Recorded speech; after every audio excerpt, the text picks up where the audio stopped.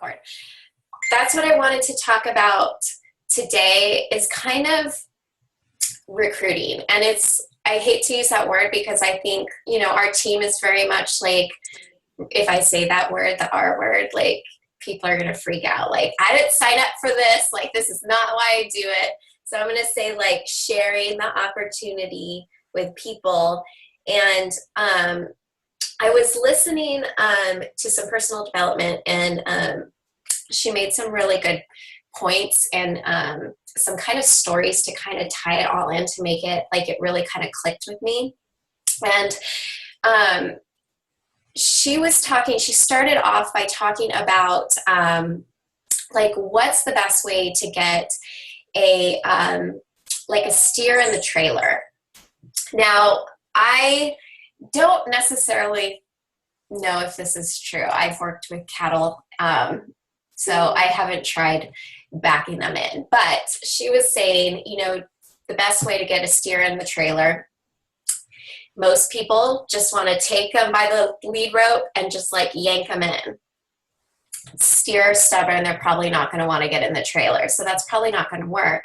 But what does work is if you turn them around, pull them where their butt is facing the trailer, and when you pull them, they're going to back into the trailer. Now, I do know for a fact this is true for horses because I can give a specific example of that.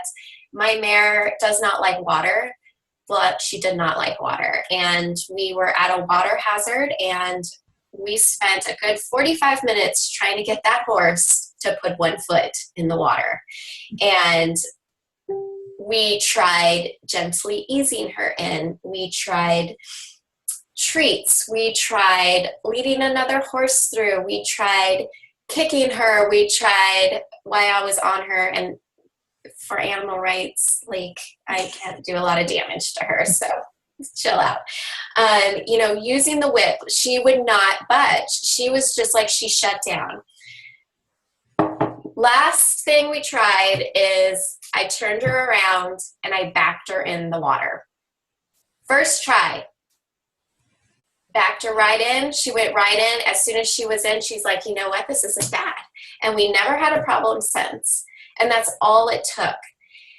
So I think sharing the coaching opportunity and sharing our challenge groups with people is kind of the same way. A lot of us tend to want to try to just shove it down people's throats. We get a little, interest, and then all of a sudden we just vomit into our messages or vomit into the phone, just a whole bunch of information. And that's really not the way we want to do it. So you've got to think of this kind of as fishing. So, and really thinking about what kind of bait you want to use when you go fishing. So I don't know a lot about fishing. I don't know a lot about fish. Frankly, find it boring. But I do know that not every fish you fish the same way. You don't use a fly fishing rod to go deep sea fishing. It's just not going to work. And you're not going to use salmon eggs on, I don't know, if you're fishing for tuna, you're probably not going to use that bait. You're probably going to use something else. You're probably going to use, I don't know, fish heads. I don't know. Okay, trout, you're going to use salmon eggs. That may work really well, but that's not going to work for marlin. So every fish has their own unique tastes and preferences that they want. It's the same when we're recruiting and we're sharing the coaching opportunity with people we're talking to, and we're sharing our challenge groups with people we're talking to. So new coaches, I think, and even some seasoned coaches, really think that using the bait that they like is what's going to draw people in, but that's not necessarily the truth. And here's an example of that. So a lot of us on our team are pearl personalities. What enticed us to coaching wasn't the money, it wasn't the glory, it wasn't the fame, it wasn't being a top 10 elite coach. It was helping people. That's what drew us to coaching. But that's not going to necessarily draw everybody else to coaching. So that's why it's really important to take the time to build relationships with people and find out what they like. So, whereas sharing feelings about we love coaching with some people may work, it may be a turnoff to other people.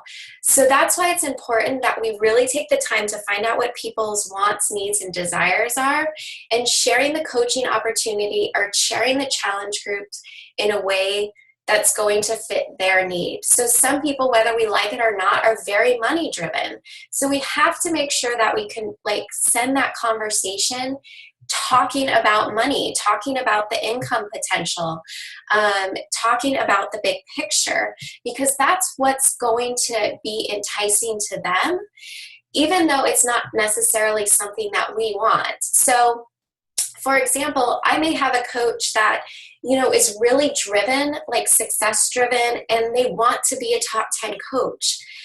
That's not me, and that's not enticing to me, but I'm going to make sure that I talk to them in a way and I present the coaching opportunity in a way that's going to fit their needs, and be able to kind of mentor them in a way that's going to help them reach that goal. And that's going to be a lot different than how I'm going to mentor another coach who may have a completely different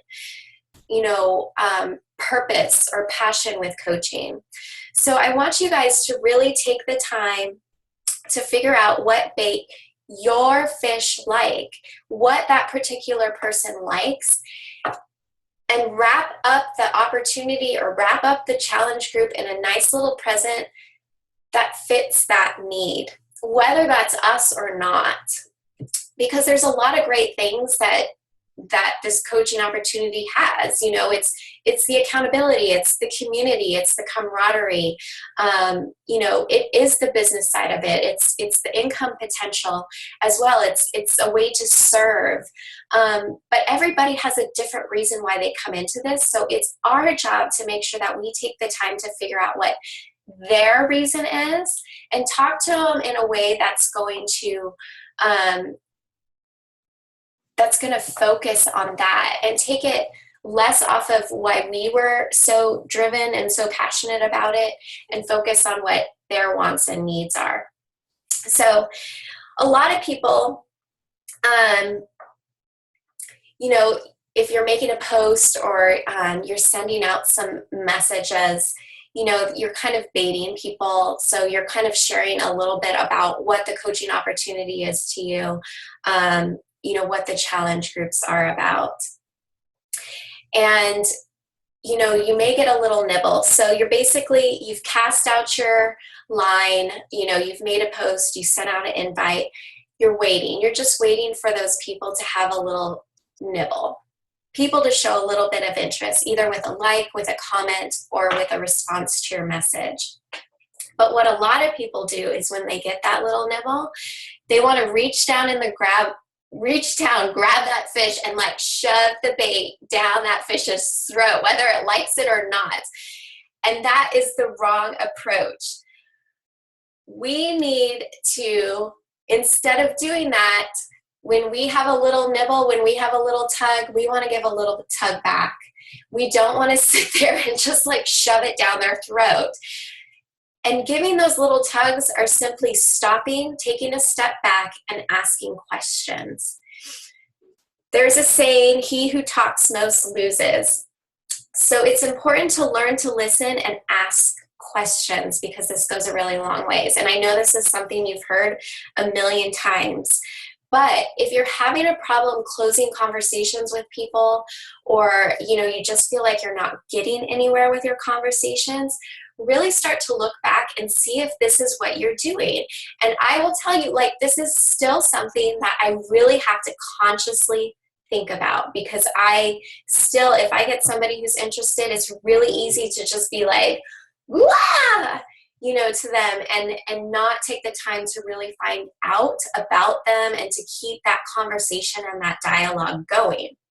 So think of it, Have a roll of duct tape by your computer. Have a roll of duct tape by your phone if you're going to be talking to somebody, or have it in your purse if you're meeting someone for coffee.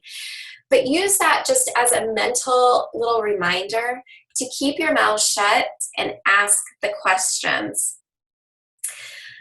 So, like I said, when they tug, you want to keep that back and forth dialogue going, because just like my mare, who, when I was tugging and pulling and trying to convince and trying to shove the bait down her throat, did not want to go. But when I turned around and she started kind of talking herself into it, when she started backing up into the water and she realized, oh my gosh, like, oh, this isn't bad. Oh, this is something that I actually find quite enjoyable. And now she's like running back and forth across the pond and has no problem. We can go through it a million times. And now I'm having a hard time getting her out of the pond. Like, it's the same thing when, you know, we talk to prospects. We want them to feel, kind of talk themselves into it. We want them to bring up the things that's going to draw them to the business opportunity, not have us shove it down their throat, not have us tell them how fabulous and how wonderful and how life-changing and how meaningful this is to us. We want them to find that out themselves. And you can do that by simply asking questions and keeping that conversation going, finding out what their needs are. And pretty soon, instead of trying to convince them, they are going to be convincing themselves. And that's the type of coach and that's the type of challenger you want. Because, I mean, think about it. You know, we all have coaches that, you know, we've had to convince, or we all have challengers that we've had to convince from the beginning. Like, we had to talk them into it, and then they finally agreed reluctantly, but we're like, yes, we got them.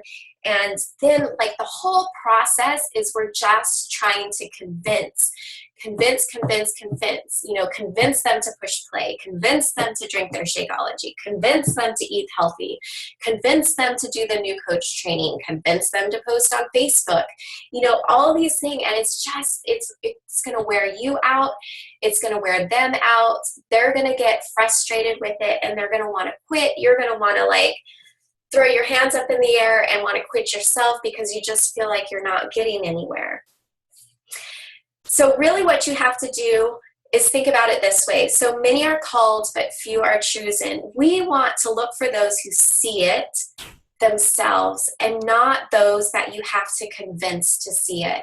So if you have to convince somebody to join a challenge group or convince somebody to get them into coaching at a glance, that's not the people you want on your team. Those aren't the people that you want in your challenge groups, because you're going to be pulling and dragging and tugging them the whole way. And it's going to take a toll on both of you. And it never ends up well. There's never been a challenger or a coach that I've had to pull and struggle with the whole time that's just like completely like blossomed.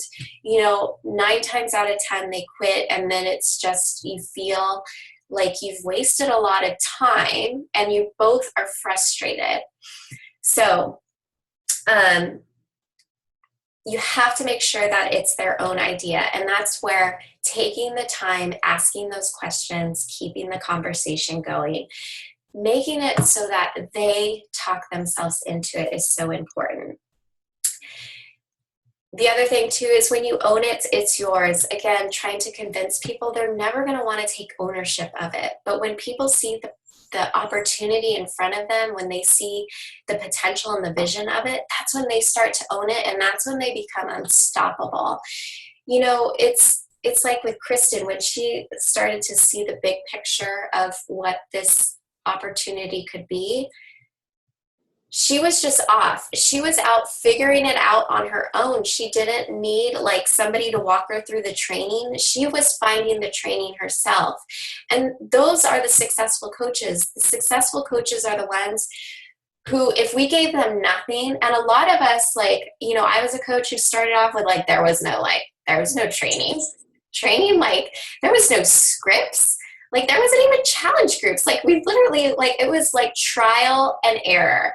You know, there was a lot of things I did that just did not work. But you know what? When that one failed, you just learn from it and you move on. And those are the coaches that are really going to make it, because those are the ones that are in it for the long term. Those are the ones that are driven, are going to do what they need to do to become successful. And yes, they're going to lean on you a little bit for some guidance, and they're going to come to you for questions, but you're not going to have to shove the training down their throat. You're not going to have to like beg and plead for them to post on social media. They're the ones who are just going to start doing it themselves, and they're going to figure it out. Same with challengers. There's some challengers who they get their program and it just clicks, and they are every day showing up in the challenge group. Every day they're working out. Every day they're drinking their Shakeology. They get into the habit of meal planning and prepping, and pretty soon they're like running your challenge group, and they're just amazing. And you really didn't have to do anything for them. It just clicked with them. So those are the people that we want to find, the ones that really want to own it from the beginning. So the next thing you guys need to think about is kind of the law of averages. So for every certain number of actions, there is equal reaction. So for example, like Babe Ruth, he was the home run king. You know, he had set the record for the most home runs, but he also set the record for the most amount of strikeouts. So for every good, there's going to be a bad. So here's another example. Say if you're gardening, and again, this is like a perfect example because it's happened. So when you go to plant a garden, you're not just going to plant one seed for every plant you want to have, because the chances are pretty slim that that one seed is going to sprout into this super productive bush or a super productive plant or a super productive stalk of corn. I know for me to grow corn, I literally have to take that entire package of corn and just like throw it in there and cross my fingers that I get 5 stalks that come up from, 100 seeds that I've planted. It's the same thing with inviting. You can't expect to plant one seed and have that seed turn into this super productive corn plant. Just like gardening, you're going to have to plant many seeds for a few plants to sprout up. And even those few plants to reach maturity and be a productive plant where you can get fruit or vegetables off of. So you never know which prospect, which challenger, which coach is going to sprout. But if you want a lot of results, you have to plant a lot of seeds. And that's why reaching out and inviting more than 1 or 2 people is so important. If you want massive results, you have to have massive actions, and you'll reap what you sow. And this is very true.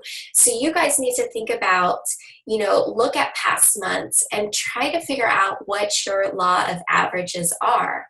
If you had a month where you hit Success Club, or you had a lot of people, or you were, signing coaches, look at what you were doing that month. Chances are you were probably inviting a lot more people. You were probably reaching out to a lot more people, and you were probably very consistent with your Facebook posting. So think about it. If you talk to 10 people and you have one person who commits, that's your law of average. So you know that if you want to hit Success Club and you need to help 3 people, then you're probably going to have to talk to 30 or 40 people that month. If you're talking to 5 people and you're not getting anybody interested, then you need to know that you need to increase those numbers. I can definitely tell there are months where I've hit Success Club 10, and I know the reason I did that is because I invited a heck of a lot more people than I normally do. And all of us, I'm sure, can attest to that. So I want you to really think about that and go back and look at your most successful months and try to figure out what you were doing that month that made you successful. And chances are it's probably because you were just having a lot more conversations with people and you were more consistent with your Facebook posts. So you really have to, keep it real and start to almost audit yourself and see what you're doing, and seeing if what you're doing now is going to help you reach your goals. Because if what you're doing now isn't working, then you know something needs to change. It's the same with people who go fishing in one spot. They use one bait and they're not catching any fish. Are most fishermen just going to give up? Like they're just going to row in and call it a day and say like fishing doesn't work? No. Most fishermen are going to be going to a different location. They have their little echolocator thingamajigger, and they're going to go out and they are going to try to find the spot where the fish are biting. And that's what you need to do in your business. If you are reaching out to like those 10 people and they just don't want to have anything to do with it, or they're just not ready, they looked at the bait, but they're just not ready, that means you need to change something. You need to change your bait, either how you're talking to them or how you're presenting it, or you need to change that group of people. If you have a small amount of friends on Facebook and you just feel like you're not getting anywhere with them, you need to start adding new people to your list so that you can start building relationships, forming with them, and start inviting them.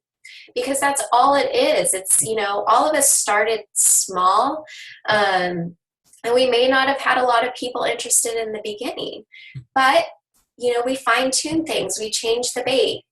Here's an example. When I do my coaching posts, I'm always changing it and talking about different things. Some months I'm going to focus on income. Other months I'm going to focus on the accountability of it. This last month it was talking about the camaraderie and the importance of having a team, and that's why I love coaching. So don't just present the opportunity to people in a way that, inspired you or keeps you going, or, is your love of coaching. You need to make sure that you're branching out and trying different baits, even though it's not necessarily something that you like about the business. And I know for a lot of people that's money. Like people are afraid to talk about money, but think about it. That is a huge drive for a lot of people. And yes, the main reason I love coaching is just, the lives that are changed, seeing those transformations, seeing people get out of pain, seeing people become healthy again, be comfortable in their skin. But I also love being able to contribute to my family financially, and now being able to give to charity, and, bringing my husband home. Like that's all important to me, but that takes money to do. So, and that's what a lot of people want too. Like, yeah, they want to make sure their heart's in it for the right reason, but money is a big driver for people, even though they're not necessarily going to say that, because it's like that taboo topic. Like nobody wants to talk about it. But obviously, like even Melissa's like, I think the most pearl person out of everybody. But yeah, like money does talk. It does. And people listen when they see that. And you may think like, $250 in 1 week, Melissa, is a huge, huge thing. My goal when I started was to make $100 a month. So if I saw you were make $250 in 1 week, doing something where you're just like getting fit and you love it and you like your team, and you help people do this too on your own time, who wouldn't want to be a part of that? Like that's kind of the thing. It just seals the deal for people. And that may be that special bait that you're missing. So I want you guys to think about like how you are talking to people, how you're presenting it. And I want you to make sure that you're taking a step back, listening to what people's wants and needs are, and sharing the opportunity with them in a way that's going to fit those needs, even if they don't necessarily fit with your needs. So your job is to see if they can see it. It's not trying to convince them. You can't make an oyster produce a pearl. You just can't. But you can stand there with a bucket and you can check those oysters and look for the oysters that have a pearl already. So it's your job for you to allow people to see that pearl and not convince them to grow one. So, and in order to do that, it takes work, and it takes commitment, and it takes reaching out and talking to people to really be able to find those pearls. So I hope this helps. I know, like, for me, that was just kind of an eye-opener, like a different way of, it's all of this is, it's nothing new. But I think it's sometimes nice to have a gut check of, oh, okay, like that makes sense. Like that's something I really need to be more conscious of, especially when I'm talking to people or I'm posting and sharing the opportunity with people. So, all right, does anybody have any questions?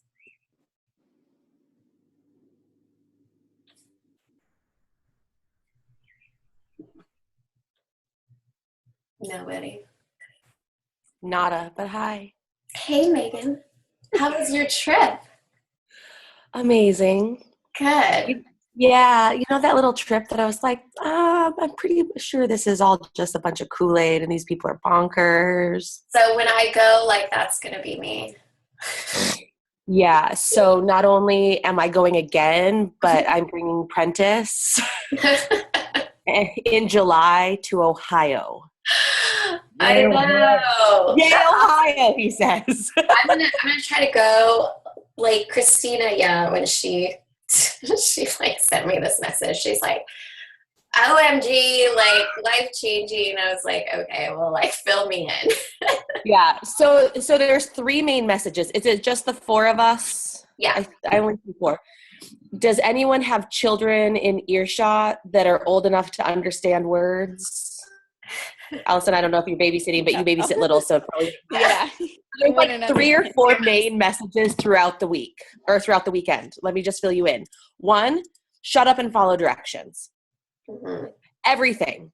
Like she would say something and then somebody would be like, but, and she's like, I'm not sure if where the question is. Shut up and follow freaking directions. Like she's a very, very concrete in her direction giving. The other one of the other one was, you just need to be having more sex. Life is better and everything gets better when you're having more sex. We talked about sex more than we talked about personal development, finances, or gems. No wonder she gets a lot of people that come to these conferences. Right. Is this Shalene Johnson? Danny No, Johnson. but Shalene Johnson did talk about sex ed. Yes. That's why I was wondering, because like, she had the same Jim, message. I was like, this is actually like, because we have done marriage counseling and stuff, like, oh yeah, she's hitting on some good stuff. Like she should be a counselor. Like, oh yeah. Yeah, Nathan agreed with her. And then the other part that was interesting, and I have a strong faith-based background, but it's interesting because she will bring in like biblical and faith-based ideas to support like everything that she's talking about, whether it's finance, whether it's business building, whether it, regardless of whatever it is, relationships, marriage. She asked people at one point, it was really interesting, how many of you thought your business was so amazing so you retired your spouse? Hands shoot up all over the room, right? Within 6 months, how many of your businesses were doing worse?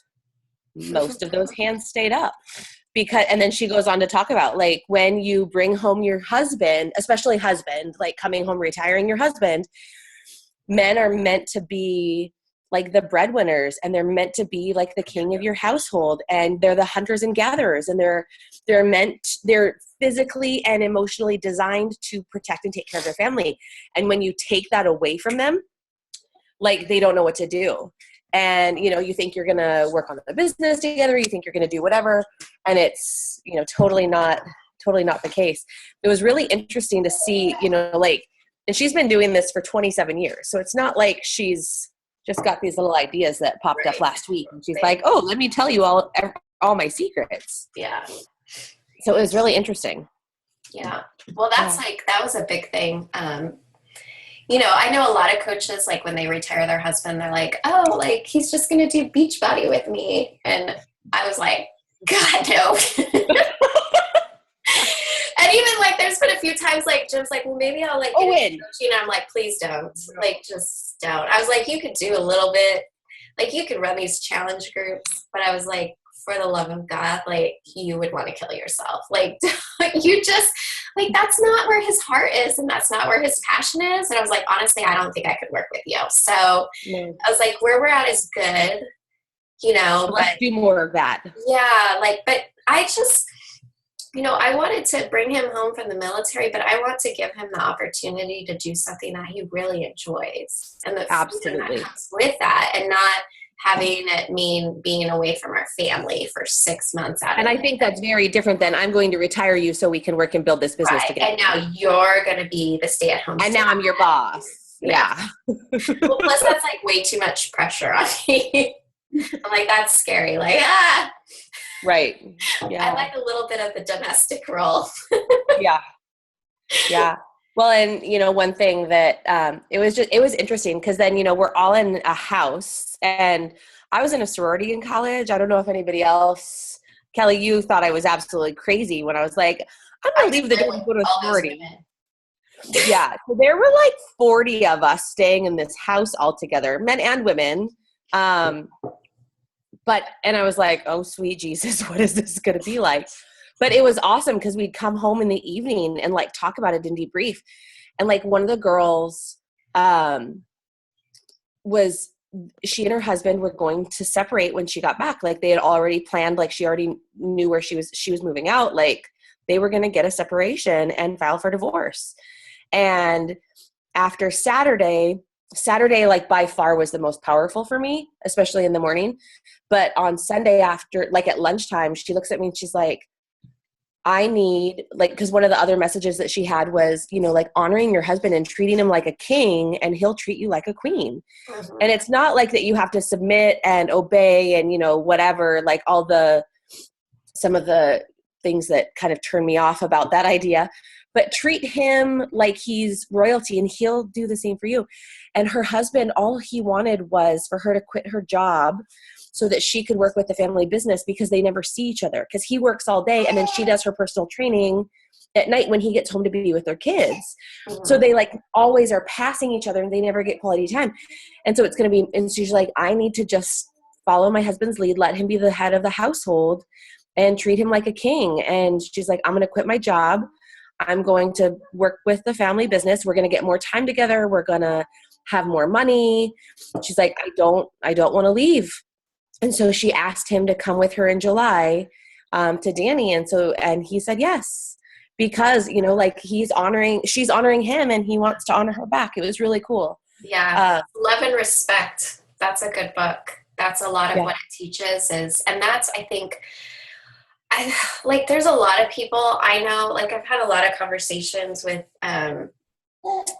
people who have kind of struggled in their marriages, and just because, you know, like I've been kind of open about ours, but I mean, that's a big thing is a lot of people have a hard time, you know, especially like wives, if they feel like they've been hurt, it's really hard to want to like, instead of like be spiteful, like it's really hard to want to step back and go, you know what, I'm going to treat you the way I want to be treated. Exactly. You know? And it's gonna, you know, because I realized like I was hurt, very, very hurt. And it was really, really hard to want to do like nice things. And I may have done it with like gritted teeth and like, you know, white knuckles. But the end result is that you like, did it. Just, like maybe after I handed him that plate of dinner, wanted to punch him in the face with my other hand. But I did it. And it does, like it really works. Like, I wish people like would understand it. Like it does. It may take a little bit of time, but pretty soon it's like, oh, it works. It's like posting. Like when I tell people, I'm like, post on social media, do it consistently, like it'll work. And then they do it and they're like, it works. I'm like, I know. I know, it's amazing. Nobody believes you. It's all you like, you have to personally experience it. For sure. But that works. Like, and that, I think that's a hard thing for people to do, is to like, I think they may think it puts them in a, you know, like they're a doormat, like they're, getting walked on and, being disrespected. Like, he's not doing it for me, so why should I do it for him kind of thing. But it's amazing how that works. It really is. And the other thing that, I would like text Prentice, and they're like, date your spouse, like all these things. And before we left, I had gotten just a little card, like a little greeting card, and I had written in it and tucked it inside his computer. His laptop was closed. So I like tucked it in so he wouldn't see it like when we were getting up at 5:00 in the morning and leaving for the airport. But when he came home to work this weekend, he would get it. And so he had no idea that I had done that. And it's just those little like acts of kindness. And then on the way home, he drove past, after he dropped me at the airport, he drove past the place where we had gotten engaged. And it's in Stanley Park. It's in Inukshuk, which is like a rock formation of a person. And the meaning of it in Native tradition is that you're on the right path. It's a way to show you home. And so he drove past that and took a picture of it and sent it to me. And so I got it just as I was getting on the airplane. And it was like, neither of us knew, like he didn't know that I had left that and he did this. And, so it was just like amazing that we did that. And it was so interesting because like people were talking this weekend. They're like, I haven't had sex with my husband since Valentine's Day. We're lucky if we have sex once a month. Or it's like, sweet Jesus, no wonder your relationship is starting to struggle. Like, when's the last time you dated your spouse? Like, go out on a date, or, all the things that she talks about. It's so funny. She's like, you'd put on makeup and you'd wear nice clothes, and God, you'd even take a shower. Like, when you were going on dates. Just take a shower. Right? Take a shower and put on clean yoga pants. Yeah, right. I'll wear real pants. I know. That's when you know it's real. Exactly. But they like the yoga pants. They or do. jammies. Because we do, like, Jim and I do date night at home a lot. That's actually, like, we really enjoy it. We don't have to pay for a babysitter. And then it's just, like, we can have, like, a glass of wine. We don't have to worry about driving. And Totally. But yeah, like half the time, like, do I have to wear like clothes? Like, can I wear like pajamas? Because it's like Saturday at 7. Like, it feels wrong being in my house. Especially to be staying at home dressed up. Yeah. Yeah. Oh, but the other thing you were saying about like shut up and listen. And, I've been listening to Six Figures in 6 months, and that was something, she had talked about. But her point was this. She's like, a lot of people, when it comes to this business, they ask opinions of people who have no experience with this business. Mm-hmm. So a lot of, and I'm guilty of taking advice from people who don't know what they're talking about. Exactly. And that's how you're basing your opinion, and that's how you're kind of basing your business off of. But instead, which makes sense, but, we still get trapped into like, what are people going to think? And, I want to please everybody. But really, at the end of the day, like, people's opinions of me do not pay my bills. People's opinions of me do not, allow me to work from home. Like, that's just not how it is. So, think about that too. If you're having a lot of people who are giving you advice or opinions who have no idea about this business, those are the people you need to be listening to. It's not like you're going to get advice from a friend who's a mechanic about like cancer. It doesn't make sense. So you're going to talk to a doctor because they're knowledgeable. They went to school. They know how to treat it. They know how to be successful with it. The same with this business. You need to be listening and talking to the people who have success in the business because they know what they're doing. Absolutely. We were talking about that one of the evenings too. And it's like, what coaches do you follow? Like, are you following the top 10 coaches? Are you following? And some people are like, I just went through and unfriended the top 10 coaches or unfollowed or, whatever their connection was because, some of them were like, Hey. you know, that because they don't want to be focused on the recognition and only going for the money. You know, they want to find people who share more of the values of coaching. Sure, Right. there are some coaches who are total rubies, who are in it for the money and they're in it to be best and they're in it for the recognition, and that's totally perfect for them. So follow those coaches. There's some coaches who do tons of charity with their money, and for the pearls, that's perfect. Follow those coaches. You know, like I just logged in and you guys were kind of talking a little bit about, you know, figure out what speaks to people and listening to the gem stuff and having a better understanding of the gems. Like, and as a social worker, I've done personality tests and like all kinds of things, right, to figure out what drives people and who is what and what goes on. And like this was totally different. Like it's a completely different mindset because it's what motivates people. Yeah. And I realized that, you know, I am a sapphire ruby. And somehow, I'm not really sure how, I have recruited an entire team of pearl emeralds who are not motivated by winning. They are not motivated by prizes. They are not motivated by recognition. They're motivated by helping people. They're motivated by consistency and the numbers, and, you know, all of the things need to be in a sequential order. And it's very different. It's like, I don't get pearls at all. It doesn't compute because I am literally the complete opposite. And she had us actually split up in the room. And on the front half was the sapphires. So think of it as like 12 o'clock was the sapphires, 3 o'clock was the pearls, 6 o'clock was the emeralds, and 9 o'clock was the rubies. And so you could be a sapphire ruby or a ruby sapphire. So you can go to the one next to you if you're going to have like a dominant and second. But very rarely, and it's not usually naturally born, do you go opposite. So I have a lot of emerald tendencies because I was such a sapphire as a kid that the world, specifically my mother in school, tried to tame that and make me an emerald. So it's literally the opposite of what my natural tendency is. And just hearing all of that and like making sense of it, I was like, holy cow. I have been approaching my team all wrong. No wonder they're just sitting like barely building and doing nothing. Yeah.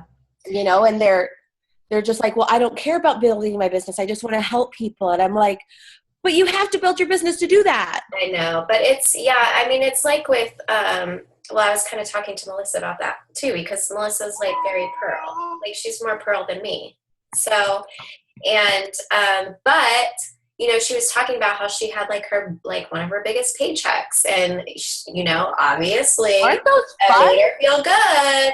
And I was like, you know, people like pearls probably don't like to share money because, you know, it probably makes us feel like dirty and like, I don't want people to. Money's a dirty word, yeah. But it does like that, like money talks. And I was talking to like my corporate mentor about this several months ago, and he was like, you know, have you thought about like sharing?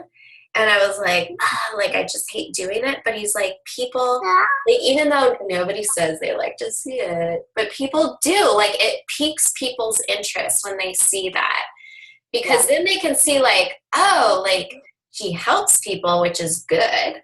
I like that. But if I could help people and make money at it, it's like the holy grail.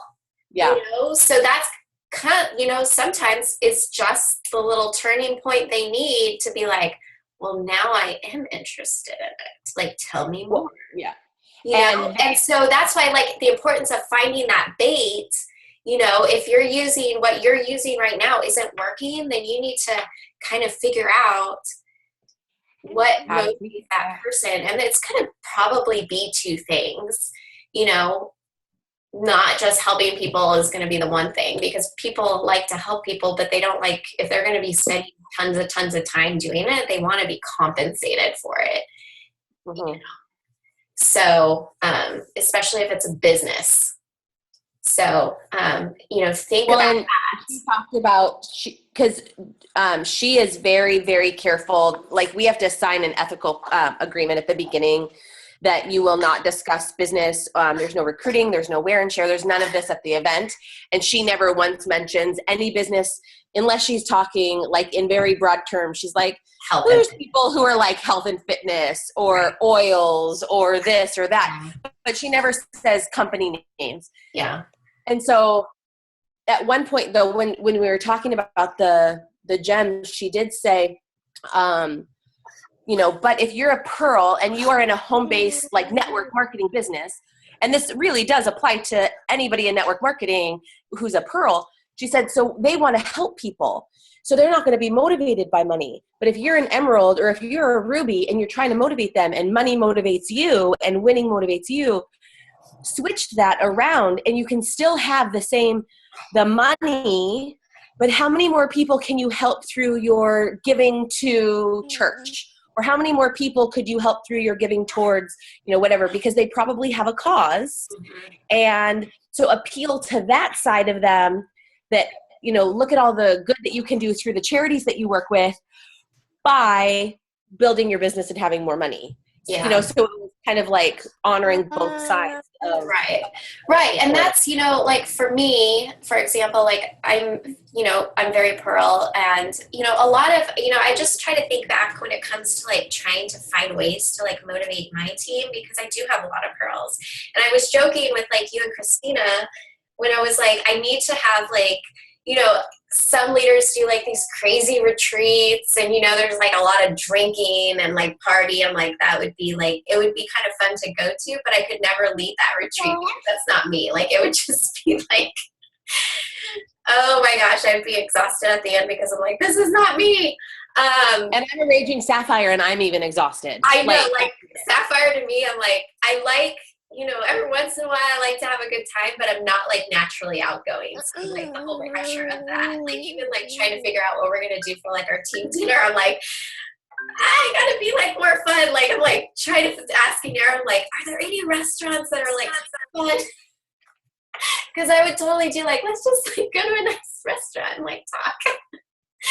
Have a glass of wine. It'd be great, but yeah. And coffee shop and listen to like guitar music. Yeah. But, anyways, but I was laughing. I was like, you know what? Like, instead of doing like a retreat like that, I was like, I bet my team would be motivated by like a mission trip. Like, we're going to do some team building, but we are actually like going to go out and like make a difference, as we, help grow our business, but we are also going to like build a house, because I think that's motivating to my team. There's a lot of people who there's just like, I don't know, doing a lot of great things for people. And that's, that's what I've been praying for. And that's the direction I really want to go with this business, is make it more than just income. Like, I want it to really make a difference and not just Beachbody, like outside of that. But yeah, so anyways, there's something else I was going to say about that too. But yeah, and that was the other thing chat, Allison. When it comes to those gems and trying to talk to people, there's a thing called it's called mirroring, and it's how we kind of go into conversations we have with people, either when we are meeting them face to face or we're going into a message with them or a phone conversation. And it has a lot to do with, figuring out what people's personalities are and trying to mirror that personality. Now, it's not about being fake, but it's about trying to be more like that person, because when you're more like that person, they're probably going to like you better. It's the same, like we kind of like people who are like us, birds of a feather flock together or whatever. But it's, the same when you're having a conversation with people. So if you are a very emerald personality and you're talking to someone who's a pearl, like facts and figures, they're not gonna, that's not gonna do anything for us. That's just gonna be well, when I see Jim knows, taxes, anything tax numbers come up, I just blank out. I'm out. Spreadsheets terrify me. Spreadsheets, yeah. Erin, I said, I had her call a couple restaurants, and so she sent me a spreadsheet, and I was laughing at her. I was like, I was like, I would have had like chicken scratch, but I was like, thank you for the spreadsheet. But like, that's not going to seal the deal for me. If you came at me with facts and figures, I'd be like, no, thank you. Like, that is not for me. So you really have to take the time to figure out what that personality is of that person and gear that conversation towards like with that type of personality. So if you're talking to someone who's very like outgoing and like excited, then you want to be outgoing and excited as well.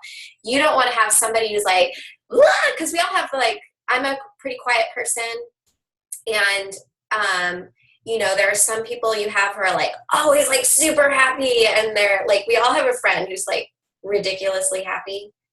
Does everybody have a friend like that? Like just so happy, you're like, you can't be this happy, you know, like it's kind of annoying that you're this happy. But there are people really like that, and you have to, when you're in a conversation with them, you have to kind of get yourself going. Are you one of those? I didn't see him smiling, Allison. You know, you kind of have to get yourself up. You've got to get yourself excited. You've got to get yourself happy when you're having that conversation with them. Because if you're like Debbie Downer here in the corner, they're probably not going to, you know, really relate to you, and they're probably not going to receive what you say. But if you start to mirror them, if you start to act like them, if you start to talk with them a little bit, if you start to gesture like them, they're going to start to trust you, and you're going to start to create this bond together. And there's like been scientific research about it. Like it actually, like your brain waves start to sync up, and they say this is a great tactic to use in interviews too.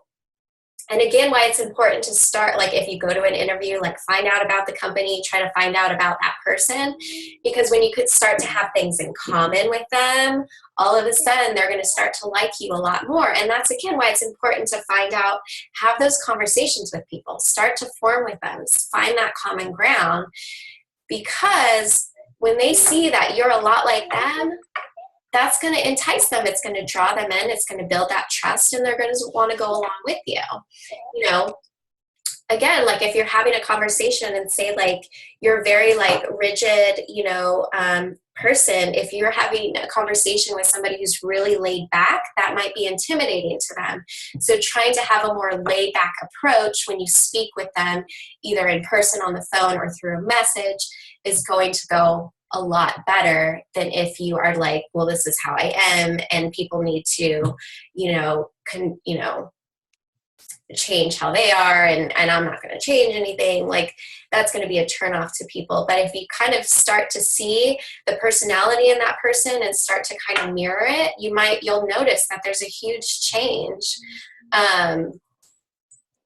in your dialogue and in your relationship, and you'll probably have a lot more people who are more open to talking to you, or, you know, maybe more interested in what you have to say. So something to think about too. Sorry, he totally just reached over and bit my shoulder. And you got a lot of teeth, Owen, too. Yes, we're working on number 8. What is he eating, Allison? Like a garage door opener? Or is This baby monitor. okay, I was gonna say his baby monitor. That's tasty.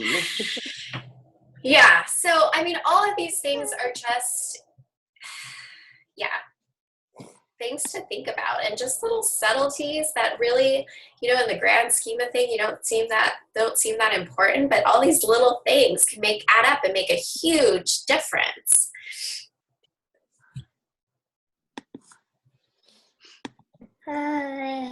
Melissa, did you have a question earlier? I can't remember exactly, but I know, like, one of the things that, you know, when I was having that conversation with Travis, what I was talking about was, you know, being an introvert and being in this business, you know, and how to manage that. And I said, maybe we need a support group in our team for introverts, you know, because I am Pearl and then I'm Emerald. And, you know, having, you know, when we did the Push to Emerald group last month, and it felt good to be talking to people and stuff. And that feels good for like about a week or so.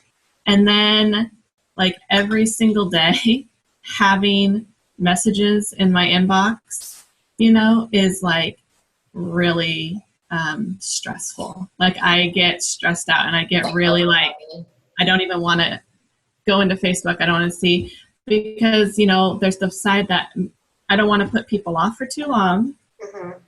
I don't want to lose them. I don't want to lose that momentum of a conversation we're having, you know, or make them think I forgot about them or something, you know, but also it wears me out. And I think, and that's what I think is one of the reasons why I haven't seen more momentum and success in my business for, you know, I've been here for almost 2 years, and I get worn down by that. Yeah. And that's how I've been my whole life. You know, I've been someone who has like 2 or 3 good friends. I've never been someone that's around a whole big group of people. Like my daughter is friends with every single person that she comes in contact with. You know, she's like sapphire over the edge. Who thrives, like who really thrives on that. And like Melissa, and I don't. So it's hard to, you know, it's hard to get that build up, because like you said, we need to be talking to people, you know, constantly and on a regular basis, and different people. And so that's, Do you have business hours, Melissa? yeah. I mean, like set business hours that are non-breakable? Yeah, I do morning and evenings. Okay. So do you answer messages outside of that time or only during working hours? I've done both. And so I think one of the problems is that, you know, because I think part of that, I think it's part of the Pearl thing is that you want to please. I don't want to keep people waiting. I want to be that, you know, I want to be respectful of them. I want them to know that I care about them, because I do. Mm-hmm. And then I also, you know, it's also hard for me to make those connections with multiple people at once. You know, like I'm really good at like getting to be friends with somebody, like 1 or 2 people over like a few months period. You know, like with Allison and I, it's taken us, you know, we become good friends, but it wasn't instant. Like I don't become instant friends with people. That's not how I've ever been. You know, it takes me I'm a really slow person that way. And because it takes me that much time to feel comfortable around people, and I want to get to know them and be able to interact with them and stuff. So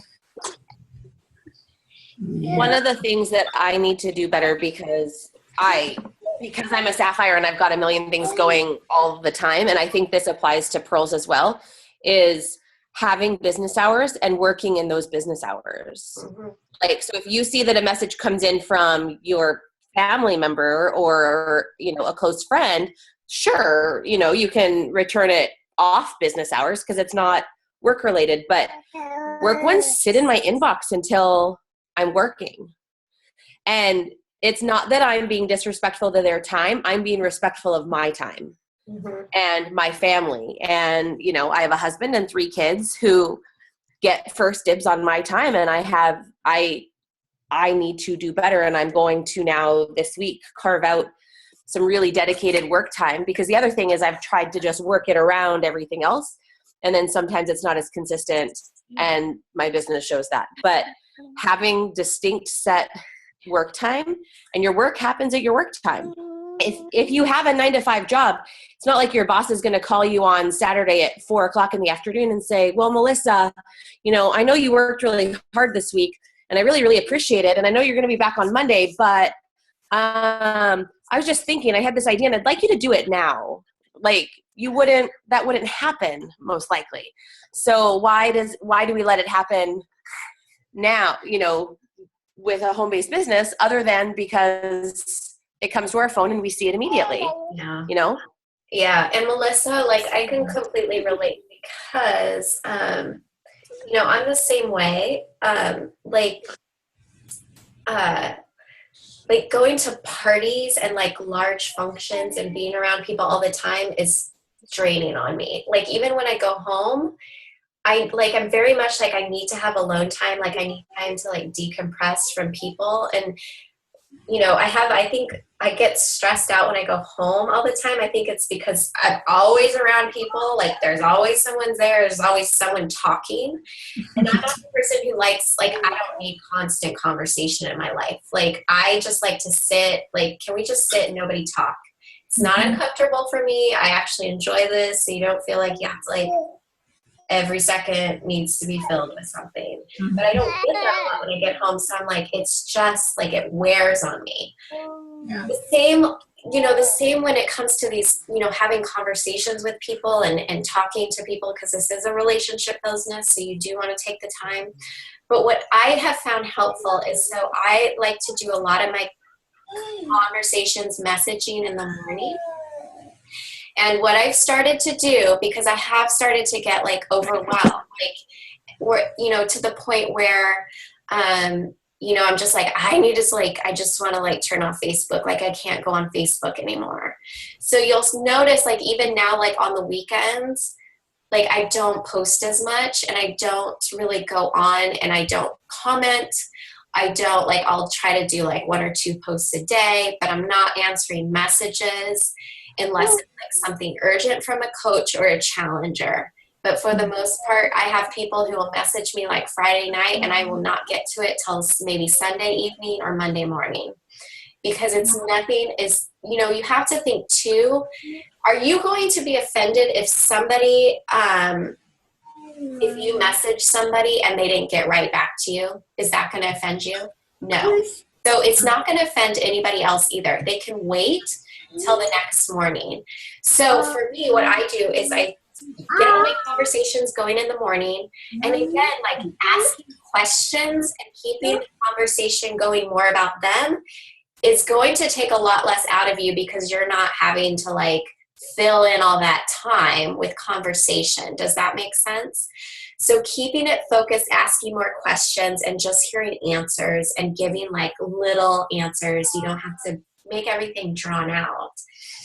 So that helps. And then also, when people start messaging me back through the day, I'm going to kind of scroll through those and see which ones are the most important. So if I'm trying to like finalize somebody who's going to sign up to be a coach or finalize a challenge pack, those are going to be the ones I'm going to respond to that night.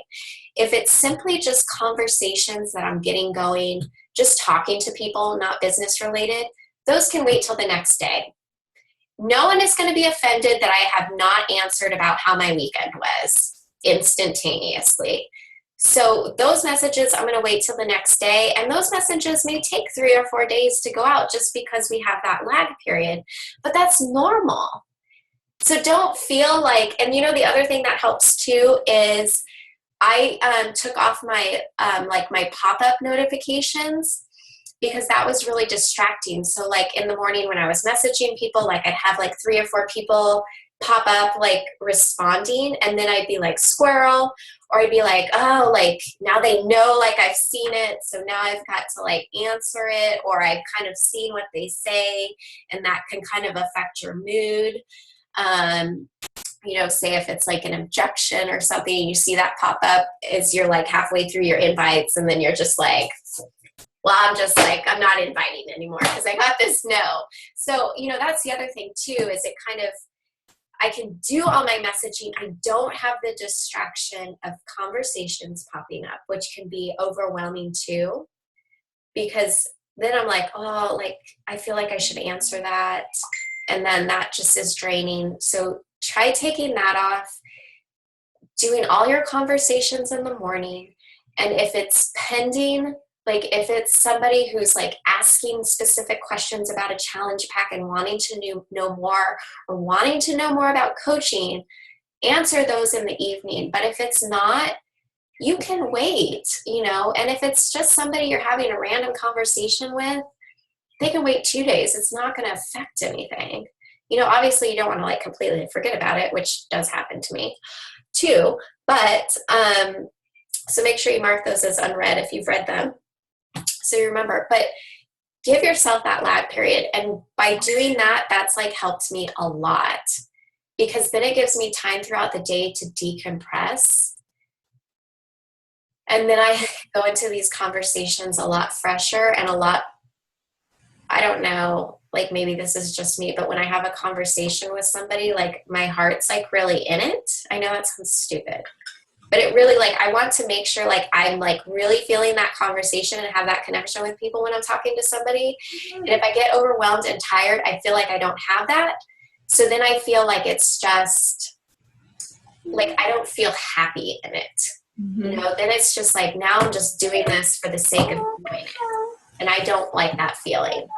So myself, for me, what has worked for me is just giving that time, just having that lag period and not feeling like I have to answer this person right now, because yeah, you're getting those notifications, they're popping up on your phone like 80 times a day.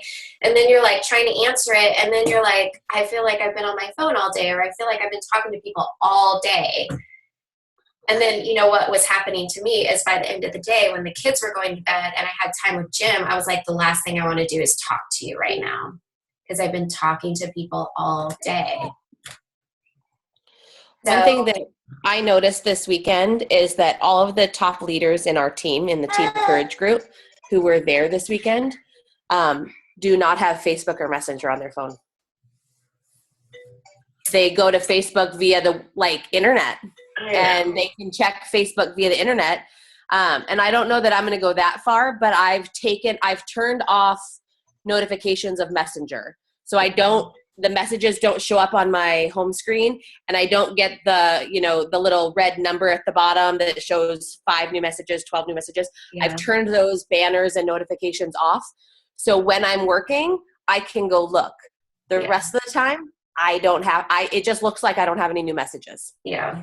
And I've taken it, because I have an iPhone, so Messenger was also one of the bottom 4, that is there no matter which screen you're on. I've taken it off of that and put it on just the second screen over. So it's still easily accessible, but it's not in my face all day. Because one of the things that I'm coming back from this is that I refuse to be on the phone when I'm with him, because he deserves all of my attention. Even if I'm feeding him a bottle and he's going to sleep, he deserves all of my attention. That's not a time for me to be scrolling and looking at messages or scrolling Facebook. Yeah. Well, plus and I would. Yeah, and all that's draining. I know it's draining on me. Like if I've been on my phone a lot during the day, it's just I'm just done. It's nice which is so stupid. I mean, this is the society we live in, where social media and being tied to our phones is just how it is. And, obviously some people really just hate social media. They hate their phone. They hate people who do it, but it's like our business. So we have to do it, but we don't have to. I know for me, I get sucked. It doesn't have to own you. I'm not doing anything. God forbid I just look out the window. So then I'm scrolling through Facebook, but that, even though I'm not necessarily doing anything, I'm still kind of I'll comment and form and, a little bit, but it's still I'm I don't need to be doing this right now. But then all that kind of it adds up to that kind of that stress level that it takes its toll on me. So then when I do sit down to my business hours to actually have conversations, I'm already kind of worn out from it. And that may just be what you're going through, Melissa. And you just kind of have to find out a balance that works for you. And if it means turning off your phone or shoving it in a drawer or, taking a week and really being disciplined, I will not answer this message. They are just asking me about my weekends. I do not need to address this right now. Well, and that's the problem is I haven't had very many messages lately because I haven't been making conversations because I was so, just by 1 week of that big bulk, messaging. But I feel like that is also kind of, I know we talked about this before, how I kind of want to do it is do bulk messaging, at the beginning of the month. And then I can work with those people, and instead of thinking, okay, every single day for every day for the rest of my life, I have to start a new conversation with a new person. That's overwhelming. But if I have, 50 people I'm going to message this month, then I can just do that and work with them. And I think that's part of what we can talk about another time or something maybe is how to get to that point of closing too, because I have conversations and I talk to people and stuff and I introduce them about things, and then, you know, how to get to that point where you kind of have a resolution of either they want to wait or they're ready to start. And then when, you know, that whole, like, if they haven't ordered, how many times to follow up. Summer said yesterday 7. But, you know, it's like that, you know, trying to keep all that too in order can be. Yeah, well, I think for that, you know, when it comes to, you know, closing, it really is in the follow-up. And, you know, say, like, I'm guessing what is happening, Melissa, is like you bring it up, like you ask the question, like, do you want to join a challenge group, or what do you think about the coaching opportunity? But you're also asking other questions because that's what you want to do, because you don't want to be like just cold No. inviting people. Yeah. So Melissa, I'm guessing people are responding back to your questions, but not necessarily answering the question you specifically asked them that you really like, you need to find out, you know? So what I do is that's just a separate follow-up, you know, like when you're following up with a conversation, you need to follow up with that as well. And like, I have a couple people like last month who were like, they were interested in coaching. They said they were going to do it. And then it's like, didn't happen. And so I'm still like following up with them, and it kind of depends how I follow up with them. If I have like a pretty good relationship with them, like one, she said she's really interested in coaching and wants to get going. So I literally like sent her a message and I was like, hey, like, I'm ready when you're ready. And that was my follow up. And, you know, we had a conversation about, you know, something else, but that's just how I followed up, because, you know, people forget, or, you know, she was going to sign up over the weekend. Like, weekends get crazy. You don't think about it. But, you know, I'm going to make sure I follow up with those. And the same with, you know, people who I've asked the question, but we've had the conversation about something else, and then that never came up. Like, I'm going to make sure I follow up specifically for that. Because when you follow up specifically for that, after you've had like the conversation, like you feel like you've had like a good enough dialogue with them, non-business related, it's okay to follow up with like, hey, have you put any more thought into joining my next challenge group? Yeah. That's all you have to send. And then that's kind of like a yes or no. Right. Or an ignore. And if they ignore it, then wait a couple days and message them about something unrelated. And if it just never comes up, then just put them back on your list. Keep commenting and liking on their Facebook posts, and just save it for the next month. And that's all it is. Like, don't put all your eggs in one basket. Like, if after 2 or 3 times, like, people just haven't responded or they say no, like, move on. Yeah. Because you don't want to be like annoying them. Right. Melissa, do you use the scripts? Huh? Yeah. Do you use the scripts? Yeah. Okay. Yeah. Because I do. So honestly, like, so what Danny was saying this weekend is that there's really, other than the forming process, once you're getting to like the message and, you know, actually doing getting the close, there's really nothing else that needs to be said other than the scripts, because the way that she's got the scripts down, and just so you know, the scripts that Summer has in Team Courage are taken straight out of the script book. Like, it's not Summer stuff that she's come up with. It's all typed straight out of Danny's script book. Is really everything that you need. Huh? I said, oh, thank God. Sometimes it's nice to know, like, oh, okay, good. Like, you don't just come up with all this stuff on the top of your head, because I'm like, I can't keep up with that. No, it's straight up. Because we were all sitting at lunch one day thinking about like, oh, we want to buy the script books. We want to buy the script books. She's like, hello, I already did. It's in the files. It's called scripts. Like, now, obviously, you want to tweak them. Yes, I do. Make them yours. You're not like, would you like to buy this challenge back? You know, like, right. And I feel like that's the thing is I'm really, you know, over the last almost 2 years, I really have gotten, I think, fairly good at starting the conversation and doing this. You know, it's just those last things, you know, that very end. And I'm, you know, is it partly that fishing, you know, like either do I tug not enough, to where I don't get the fish interested, at the very end to pull and I don't reel think it you in. like shove it down their throats. Or no. And I feel like I don't shove it because I hold back, anyway. But yeah, I'm just trying to figure that out. But it's all very good information, and I appreciate you taking the time to talk with me about it. The other thing too, Melissa, is it might come down to just your posturing and, how you're kind of taking control of the conversation. Like maybe you just need to take control of that conversation a lot more. And being, not being someone who's like easily smashed. Like if someone says no, you're like, okay, like being confident in what you have to offer. You are very confident in what you have to offer to me. I don't know if that is being projected into your conversations, because if it's not, then it needs to be. Because the stuff we have talked about, Melissa, like, I don't understand why people aren't signing up, honestly, because you have that heart, you have that passion. People should be able to hear that either through your message or through your voice.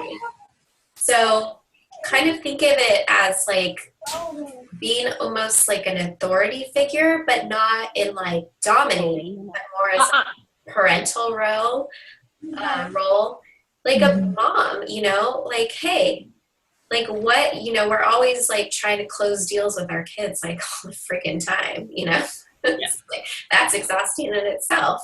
Yeah. For dinner, like it's the same thing when you're talking to them is, you've got something that people want. You do. People want health and fitness. People want accountability. People want camaraderie. People want to do something that is going to change people's lives, that makes a difference. You have all of that. Finance it, financial freedom. You have all of that. There's something there that somebody, every person needs in their life, whether it's all of them, whether it's one of them. You have to find that and you have to close that.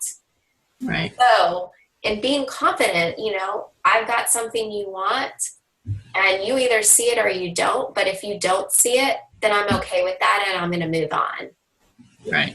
So again, it's kind of going in with that, like I'm a Star Diamond coach. Even though my business isn't that right now, I am. And people are going to see that. And they're going to see that confidence and they're going to want to be a part of that confidence because they're going to start to trust you more. She knows what she's doing. So it's not like, do you want to join a challenge group? Oh, you don't have time? Okay. I'll ask later, be like, no. There's a lot of people in our group who are having that same problem, but this is how they're overcoming it. And I know you can overcome that too. Boom. Because that's a huge, a lot of people have a lot of objections, but I know there's a story from a challenger who had that same exact objection, didn't think they can do it, and now look at them. So I make sure I share those stories with people too, to know, they may think I'm the only person who has this problem. No. Right. Everybody on the planet has this problem. You're not special. I mean, obviously don't say that, but yeah. There is nothing special about your problems. No, but I mean, that may be all it is. You need to be specific about your problem, and you need to pull your shoulders back and be that Star Diamond coach, that leader that you are. You bet. Don't just say you bet. I can't help it. It is happening. Yeah. Okay. Yeah. Good. I'm gonna get $250 again this month. That's super exciting to me.